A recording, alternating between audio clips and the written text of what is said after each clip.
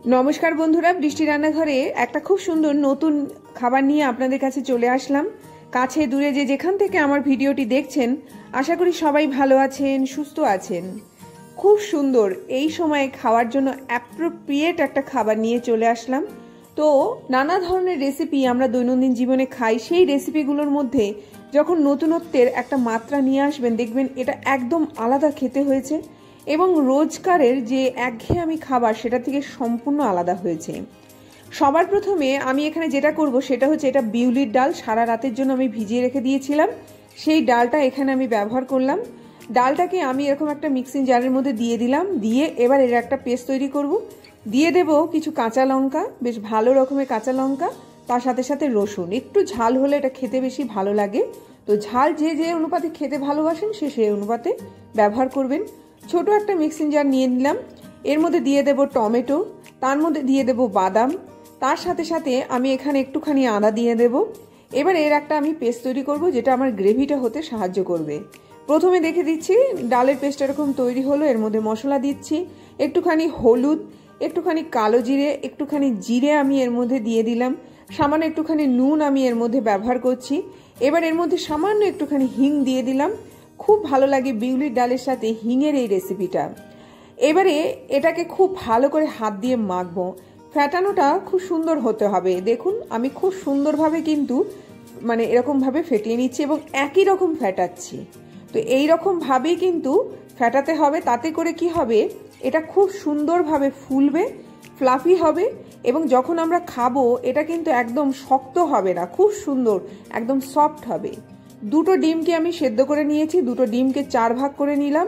এবারে যে ব্যাটারটা আমি তৈরি করেছি তার মধ্যে একটা ডিম নিয়ে নেব, তার মধ্যে ব্যাটারটাকে দিয়ে তারপরে এটাকে কভার করব। তাহলে বুঝতেই পারছেন এটা কিন্তু খুব সুন্দর তৈরি হয়ে যাবে এবং এটাকে এই রকম ভাবে রাখতে হবে। সেই জন্য আমি একদম কড়ার সামনে গিয়ে কিন্তু এবার এটাকে ভাজবো।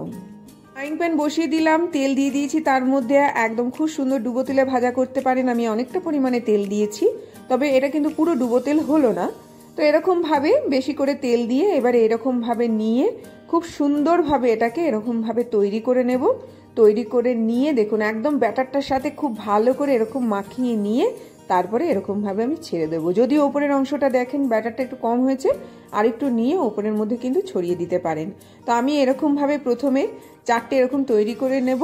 দেখুন ওপর দিয়ে একটু একটু করে এক্সট্রা ব্যাটার দিয়ে দিচ্ছি।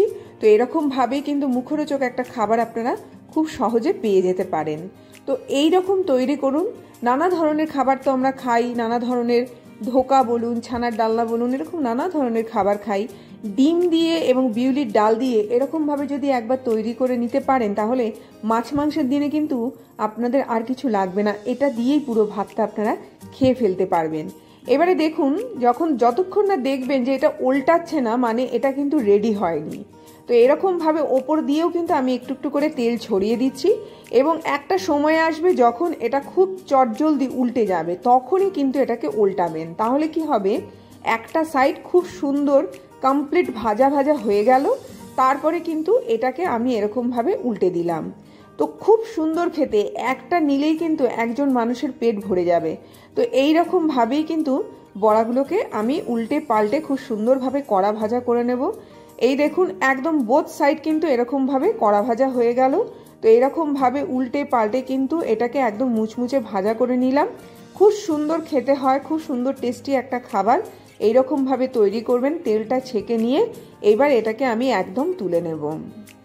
বৃষ্টির রান্নাঘরে আমি যে ধরনের খাবার আপনাদেরকে করে দেখাই সেগুলো একদম ইউনিক খাবার, সেগুলো দৈনন্দিন জীবনে হয়তো আপনারা খানইনি এবং তার সাথে সাথে আমি একটুখানি অন্যরকম খাবার আপনাদেরকে করে দেখাই যেটা মুখের একটা আলাদা তৃপ্তি নিয়ে আসবে। একঘেয়েমি খেতে খেতে যারা ধরুন আর ভালো লাগছে না তারা কিন্তু এই ধরনের খাবার ট্রাই করতে পারেন।